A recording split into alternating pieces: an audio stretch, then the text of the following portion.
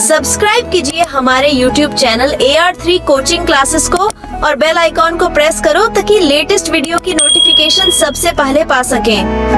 Hello student, मैं अरविंद कुमार। तो आज आपका स्वागत है AR3 कोचिंग क्लासेस में। आज हम पढ़ने वाले हैं अध्याय 10 व्रत। ठीक है, और ये व्रत का लेक्चर नंबर 1 है। इसमें हम ये व्रत, जीवा, व्रतखंड, तृज्यखंड, छेदक रेखा, स्पर्श रेखा और अप्रतिच्छेदी रेखा, ठीक है, और ये प्रमेय 10.1 इनको पहले समझेंगे। अगली वीडियो लेक्चर नंबर 2 में हम इसके सारे सवालों को हल करेंगे। ठीक है, तो बिल्कुल बेसिक से इसको समझें, उसके बाद में अगले वीडियो में हम इसके प्रश्नों को हल करेंगे। ठीक है, तो सबसे पहले हम समझते हैं व्रत। तो व्रत क्या होता है, ठीक है, ये समझेंगे पहले व्रत।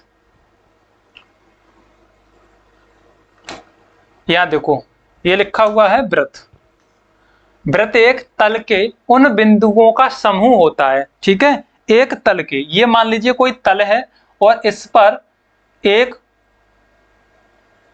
यहां पर एक बिंदु है जिसको हम केंद्र कह रहे हैं, और इस केंद्र से अचर दूरी पर यानी कि त्रिज्या पर, अचर दूरी का मतलब एक फिक्स दूरी, एक कांस्टेंट दूरी ली गई है, यानी कि वो फिक्स है, न कम करेंगे न ज्यादा करेंगे। इससे एक निश्चित दूरी पर हम इन बिंदुओं को क्या करेंगे, यहां पर इस तरह से, ठीक है, इस तरह से एक समूह में इनको रखेंगे तो ये क्या बनाएगा, एक वृत्त बनाएगा। तो इसमें यही कहा गया है, वृत्त एक तल के उन बिंदुओं का समूह होता है जो निश्चित बिंदु अर्थात केंद्र से अचर दूरी पर यानी कि त्रिज्या पर स्थित होते हैं। ये तो बहुत सारे बिंदु हैं। ठीक है, तो ये क्या बना रहे हैं बताओ,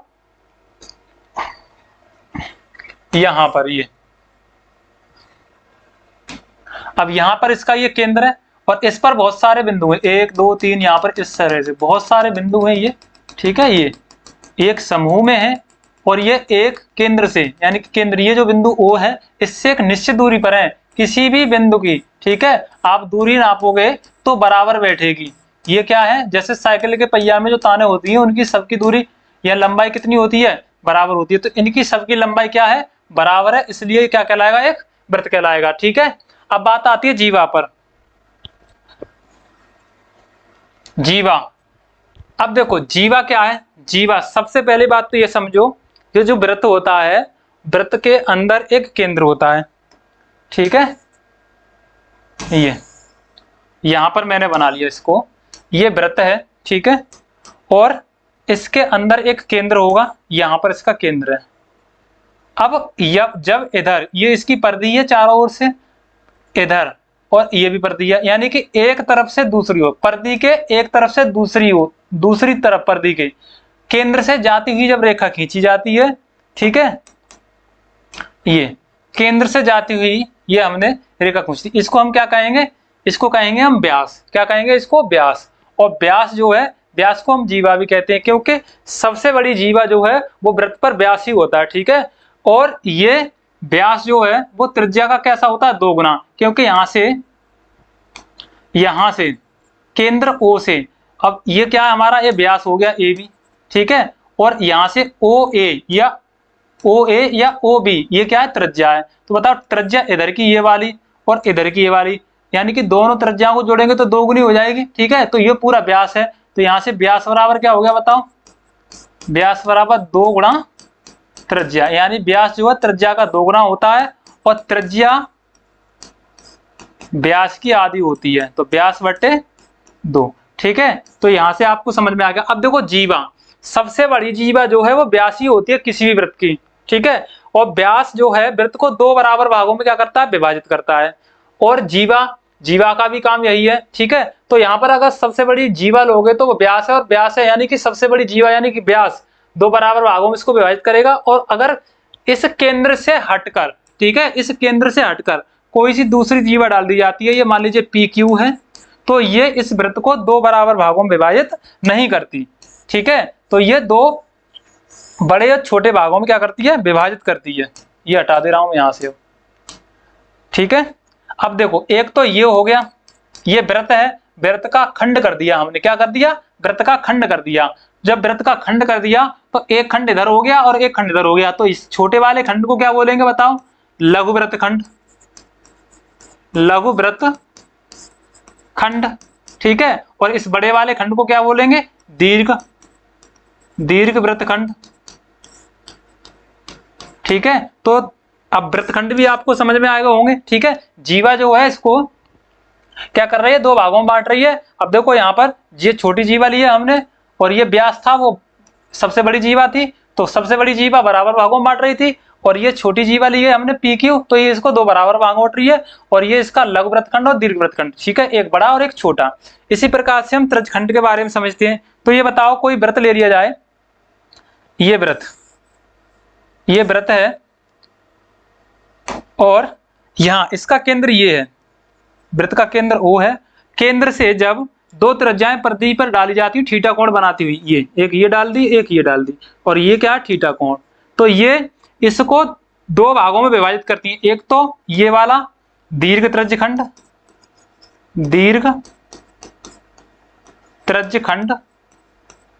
और दूसरा ये वाला लघु त्रिज्यखंड।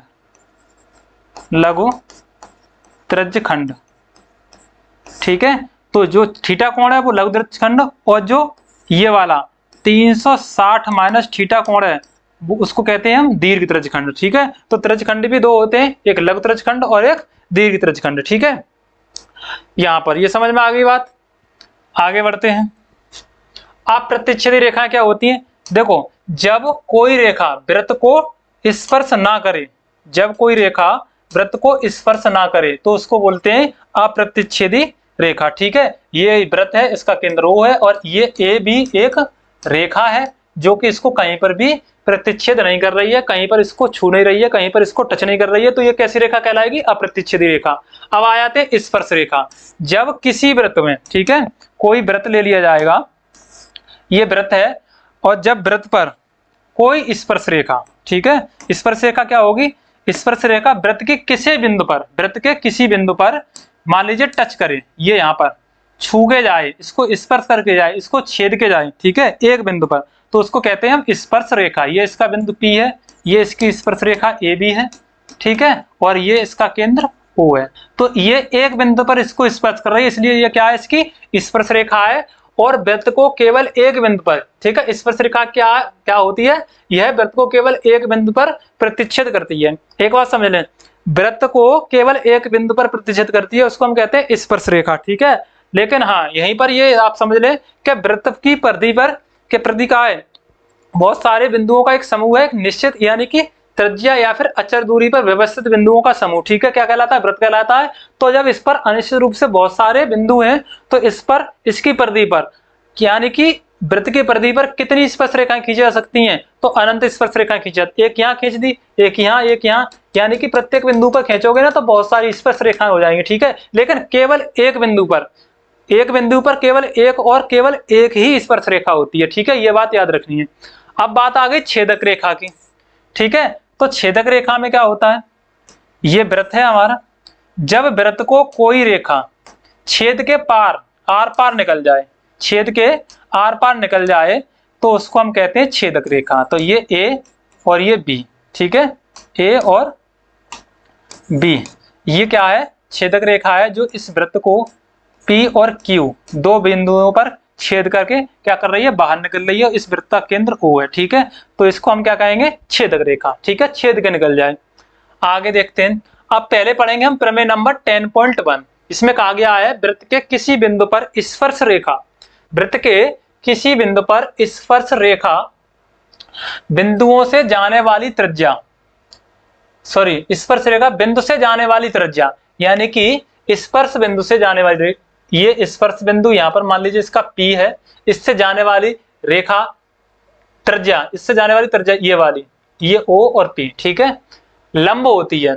क्या होती है? लंब। तो ये कहा गया है इसमें, इस X और Y स्पर्श रेखा पर ये इसका स्पर्श बिंदु है, ठीक है, और ये इसका केंद्र है। केंद्र से इस स्पर्श रेखा पर ये जो रेखा खींची गई है, ये त्रिज्या OP, ये इस पर लंब होती है। ये हमको सिद्ध करना है। तो यहाँ पर दिया गया उपपत्ति में हेडिंग लगाओगे, यहाँ O केंद्र का एक वृत्त लिया है, ठीक है, ये O केंद्र का एक वृत्त है, और इस पर, ठीक है, एक बिंदु P है, स्पर्श रेखा XY है, और एक बिंदु P पर स्पर्श रेखा XY है, यानी कि यहाँ पर एक बिंदु P है इसकी परिधि पर, और इससे जाती हुई एक रेखा एक्स वाई है, ठीक है।